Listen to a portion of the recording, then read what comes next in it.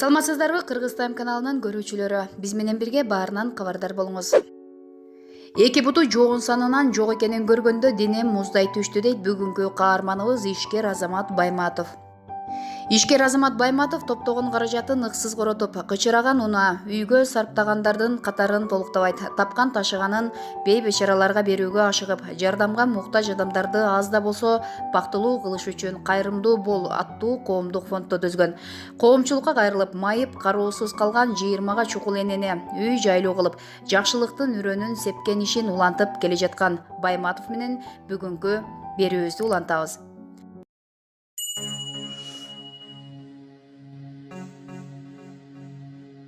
Ошо жерде Азамат Байматов да ошол жерде жеп атыптыр.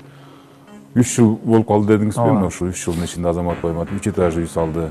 Элге минмеген ушундай бир унааларды айдап жүрөт деген сөздөр бар да эми. Бирок азыр айтып кеттиңиз, жакшы элечи. Ошо бирок сиз эмне менен азыктанасыз анда? Элге келген 100% акчаны деле же жардамды берип коюп, сиз өзүңүз эмне менен? Анда эмне кызыкчылык бар? Сизге эмне кутук бар бул жерде? Туура. Менде бир да чоң кызыкчылык бар.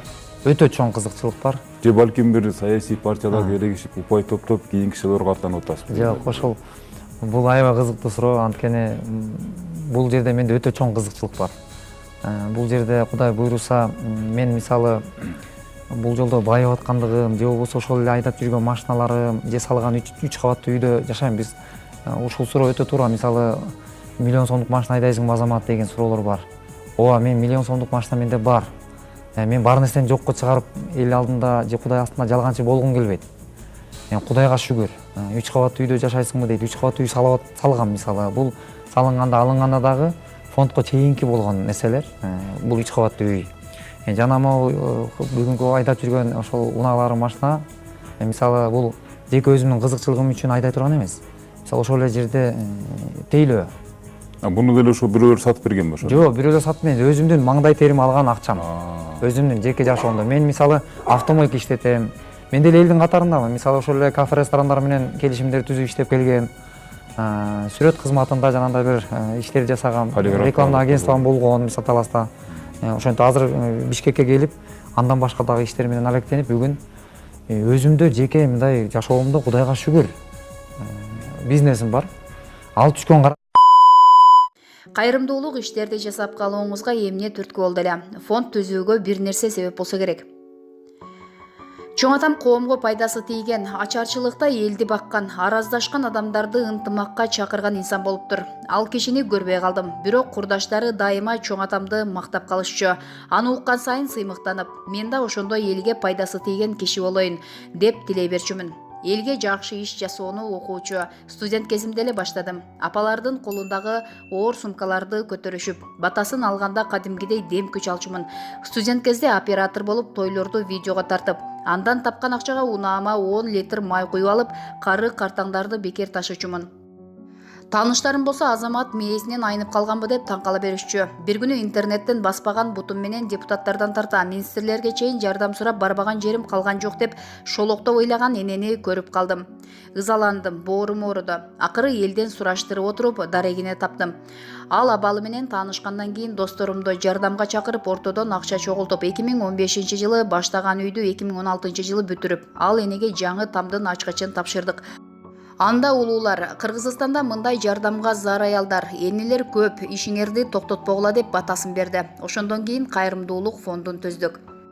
Жардам сурап кайрылгандар көп болсо керек, аябай көп. Фондубуз түзүлгөндөн кийин радио, гезит, журналдарга барып маек берип жүрсөм, бир аял чалып: "Азамат, сен тууралуу радиодон уктум. Телефонуңду да ошол жактан алдым. Сенден эч нерсе суранбайм. Болгону мага бир келип кете аласыңбы?" деп калды. Колум бошобой бара албай жүрүп, дагы бир чалганда бардым. Үйүнө кирип, ал энени көргөндө денем муздай түштү. Кичинекей тар бөлмөдө, бурчта керебетте ордунан тура албаган, жашы 50дөн өтүп калган аял киши жатыптыр. Барып учурашсам, ушул 4 дубалдын ичинде өмүрүмдүн өтүп жатканына 28 жыл болду деп мени кучактап алып аябай ыйлады. Төшөгүн ачканда денем дүр эте түштү. Аялдын буту жон санынан өйдө жок экен. Бою 1 метрчелик. 28 жыл үйдөн чыкпай, керебеттен турбай жаткан адамды элестетиңиздер. Жөрмөлөп оокат кылат экен. Жалгыздык жанга батканын айтып шолоктоп ыйлады. Көрсө ал эне катуу дартка чалдыкканда кайненеси баласына: "Ооруп калса, муну менен өмүр бою жашайт белең" деп бажыраштырып, 2 баласын алып кетип калыптыр.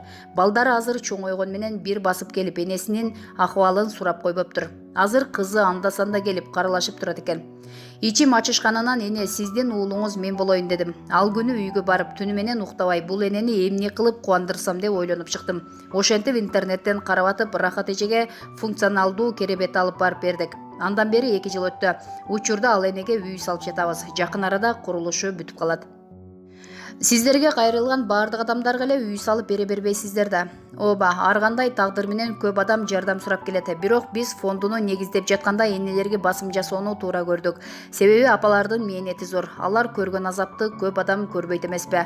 Анын ичинен биз ден соолугунан жабыркап, кароосуз калган энелерге басым жасайбыз. Арабызда бир эмес 3 майып баланы баккан аялдар бар. Алардын бири Асыл аттуу эже. 17 жылдан бери автоунаа жууган жерде иштейт. Майып 2 баласын күнүгө жумушка сүйрөп барат. Жанына коюп алып, унаа жууп, түшкү тамактарын берип коюп, кайра ишин улантат. Жакында ал да үйлүү болду. Биз аялдарга там салып бергенибиздин себеби көп адам калаада батирде туруп, тапкан ташыганы анын акысын төлөөгө кетирет. Жок дегенде үйлүү болуп калса, бирөөнүн көзүн карабай, өз үйүндө жашап, санаасы тынч болот да. Өмүр бою балам деп жашап, анын ысык суугуна чыдаган энени кароосуз калтырган эркулдарга эми сөз жок. Жакында эле аз жерден карылар үйүнө барып кала жаздаган энеге сооп иш жасадык. Ал аялдын күйөөсү каза болуп, баласы ичкиликтин айынан адамдык сапаттан чыгып калыптыр. Кемпир болсо баса албай ооруканага жатып калыптыр. Ал жактан чыккандан кийин караган адам жок, карылар үйүнө жөнөтүлөт экен деп жарандар кайрылып калды. Негизи бизге чет өлкөдө иштеп жүргөн мекендештердин айрымдары Бишкектен алып койгон үйүм бар. Көп жылга чейин бара албайт окшойм. Үйү жок бейбечара же кароосуз калган адамдар болсо өз көзөмөлүңөргө алып убактылуу жашата тургула деп жазып калышат. Эненин окуясын угаары менен баягы мекендештин сунушу эске түштү. Ооруканадан чыккандан кийин апаны ошол адамдын үйүнө алып барып жайгаштырдык. Ай сайын барып, абалынан кабар алып текшерип турабыз. Бир там тургузуу оңой эмес го. Кайрымдуулук иштерине каражатты кайдан табасыңар? Чет өлкөдөн акча сурабайбыз. Кайрымдуу иштерди жасаарда кыйынчылык абалга туш келген энелердин окуясын түшүндүрүп, коомчулукка кайрылабыз. Арасынан өз каалоосу менен жардам беребиз дегендер чыгат. Баса, белгилеп кетчү нерсе. Өлкөдө боорукер адамдар көп. Айрыкча чет жерде иштеп жүргөн мекендештерден жардам көп келет. Мисалы, үй салаарда ар ким колунан чыккан акчасын атайын эсепке салат. Аны биз чогултуп, үй баштап, бириникине үйдүн пайдубалын курсак, экинчисиникине кирпич алабыз. Ошентип бир үй салууга көп адам себепкер болот. Там бүткөндөн кийин ар биринин аты аталып, энелер эл батасын берет. Атын атагысы келбей сооп иш жасагандар көп. Ал тургай минип жүргөн атынан бери жардамга муктаждарга бергендер бар. Өткөндө бир киши чалып, азамат мага келип жолугуп кетчи деп калды. Жардам сурагандардын бири го деп барсам, ат таптаган адам экен. Бир күлүгүн чыгарып, кайрымдуулук иштердин бирине керекте. Бирок менин атым аталбасын деди. Ошол кезде жогоруда айткан буту жок Рахат эненин үйүнүн курулуш иштери жүрүп жаткан. Жылкыны алып барып базарга сатып, дубалына керектүү газ, бетон алдык. Жумуштар бүткөндөн кийин Албайкени Рахат энени чакырып батасын алды. Мына ошондой эч кимге кылган ишин милдет кылбаган кайрымдуу адамдар арбын. Көрсө жакшы иш кылсаң Кудай сага эки эселеп кайтарып берет экен. Жеке ишкерлик менен алектенем деп калдыңыз. Ооба, 2004-жылдан 2008-жылга чейин оператор болуп той тартчумун. Кудайга шүгүр, жакшы эле каражат топтодум. Андан кийин 5 жыл унаа алып сатып иштедим. Бутка туруп калгандан кийин Талас облусунда кафелерде сүрөт кызматын жайылтып, ал жактан да жакшы пайдасын көрдүк. Азыр ошол иштерим бар. Андан сырткары дагы майда чүйдө каражат табуу булактарымды иштетем. Кайрымдуулук иштерди жасоо бизнес деп дагы коюшат. Сиз буга кандай карайсыз? Элден чогулган ар бир акчанын отчетун чыгарабыз. Ким канча сом салса, ага эмне алганыбызды сүрөткө тартып туруп жөнөтөбүз. Бул жерде максатыбыз бирөөнүн ак эмгегин жеп алуу эмес, башкаларга бакыт тартуулоо. Биз тескерисинче жетпегенини өз чөнтөгүбүздөн каражат чыгарып беребиз. Кудайдын алдында акпыз. Кесибиңиз боюнча кимсиз? Кичине кезимде медреседе окугам. Жогорку билимди Ислам университетинде алып, араб тилинен котормочу адистигин аяктагам. Сиздердин фонду башкалардан айырмаланып, жарандарга дагы кандай жардамдарды бере алат?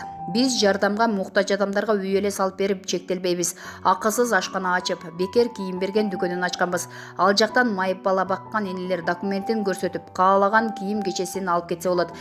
Эми бекер чач тараш жана мончо ачалы деген ниетте турабыз. 2 айда бир жолу биздин кызматкерлер көчөдө арак ичип жатып калган эже байкелерди чогултуп, жуунтуп, тазалантып, өзүнө келтирип анан жумушка орноштурабыз. Балдарыңызды кандай ыкма колдонуп тарбиялайсыз? 5 балам бар. Аларды карылар, балдар үйүнө көбүрөөк алып барып турууга аракет кылам. Себеби ал жакты көргөндөн кийин өздөрү эле тарбияланып калат. Аялыма да ушундай ыкма колдоном. Шуба, алтын шакек, сөйкө, билерик алып бер дегендер буту жок. Эптеп оокат кылып жаткандарды көргөндө шүгүр дегенди үйрөнүшөт. Эми Индияга барып орун алмаштырган Милан Садыкжан уулу менен Кайрымдуулук фондунун чыры тууралуу айтабыз. Былтыр август айында Милан Садыкжан уулу оор илдет менен күрөшүп жатканын айтып, кайдыгер карабаган адамдардан жардам сурап кайрылган. Кайдыгер эмес жарандардын жардамы менен керектүү сумма чогулуп, ага 12 октябрда 10 саатка созулган операция ийгиликтүү жасалган. Ал мекенине аман-эсен кайтып келген. Интернетте Кайрымдуу фонду менен Милан Садыкжан уулунун ортосундагы болгон пикир келишпестик талкууга алынды. Бул окуя боюнча Азамат Байматов өзүнүн оюн айтты. Коомдук фонд оору менен алышып кыйналган адамдарга жардам берүү менен алектенип келет. Муну көпчүлүк билет. Биздин Баткен облусуна баруубуздун биринчи максаты Миландын абалын суроо болду. Экинчи максатыбыз Милан элдин жардамы менен абалы жакшырып, операциясы ийгиликтүү өттү. Ошол эле убакта элде Милан операциядан кийин ашкан акчага унаа жана жер сатып алган деген пикирлер айтылып жатат. Маалыматтар, далилдер да бар. Мындан улам бир кезде өзүңө окшоп акчадан кыйналып, оор илдетке кабылгандарга жардамыңды берип кой. Сен өз чөнтөгүңдөн бербей элесиң го. Булар деле айыгып кетсин деген сунуш айттык. Биз ал жакта эч кандай өкүмзордук көрсөткөн жокпуз. Ошондой эле биз менен Миланга ооруп жаткандардын апалары кошо барышкан. Бирок ал мен силерге карыз эмесмин, эч нерсе бере албайм деди. Ал сөздөрдү камерага тартып жатканбыз. Анан камераны зыянга учуратып, ичиндеги флешканы тартып алды. Ортодо чыр чыкты. Мен ага сен ушундай адамдын жардамы менен бутка турдуң деп айттым. Биздин фонддо жардамга муктаж болуп келген адамдарга маалыматтык колдоо көрсөтүлөт. Биз Миланга ушунча $1000 акча чогулган деп айта албайбыз. Бирок үй менен унааны элден түшкөн акчага алды деген маалыматтарды далилдеп бергенге аракет кылабыз, деди Байматов. Ошол эле убакта Милан Садыкжан уулуна байланышып, төмөнкүдөй жооп алдык. 30 июлда Азамат Байматов келиптир. Мен ал убакта үйдө уктап жатсам, атам келип ойготту. Сыртка чыксам, камералар орнотулуп, Азамат Байматов айыл аксакалдары менен сүйлөшүп жатыптыр. Мен басып барсам эле сенин алган унааң шаардагы жериң боюнча келдик деди. Мен түшүнбөй нес абалында туруп калдым. 20 мүнөттөй сүйлөдү. Мен баарын угуп турдум. Өзү менен кошо балдары оорудан жабыркап жаткан 2 апаны да ала келиптир. Аларды көрсөтүп, сен ооруганда ушундай адамдар жардам берген, эми сен буларга жардам бер деп айтты. Мен колумдан келген жардамды берем дедим. Байматов менен келген журналист кыз өзүн тааныштырбастан сиз эмне кылып жардам бересиз деп сурады. Мен колумдан келген жардамымды берем деп жооп бердим. Кайра эле үйүңүздү сатасызбы же жериңизди деди. Азамат Байматовго атам колдон келген жардамыңды бер деп эле айтсаңар болмок, мынтип мажбурлаганыңар болбойт го деди. Бул сөздү ал жакта отурган аксакалдар дагы колдошту. Бирок Байматов сиздин берген тарбияңыз ушундай болсо, кийинки муун кандай болот деп атама акарат келтире баштады. Ошондо ачуум келип, камерасын тартып алдым. Бирок камерага эч кандай зыян келген эмес. Штатив сынышы мүмкүн. Бирок алардын камерасынын флешкасын алган эмесмин. Алар күндө ар кайсыны айтып, менден көрүп жатышат. Эжем мага жер алып бере албай калгандан улам унаа сатып берген. Күбөлөр да бар. Акчаны кайдан, кимден алып бергенимди айтышат. Менин дүйнөдөгү бар байлыгым, ден соолугум. Эгер ушунчалык эле шек санап жатышса, дүйнөмдү текшерип көрүшсүн. Эгер мен алдаган болсом, анда ошонун жазасын алганга даярмын, деди Милан Садыкжан уулу.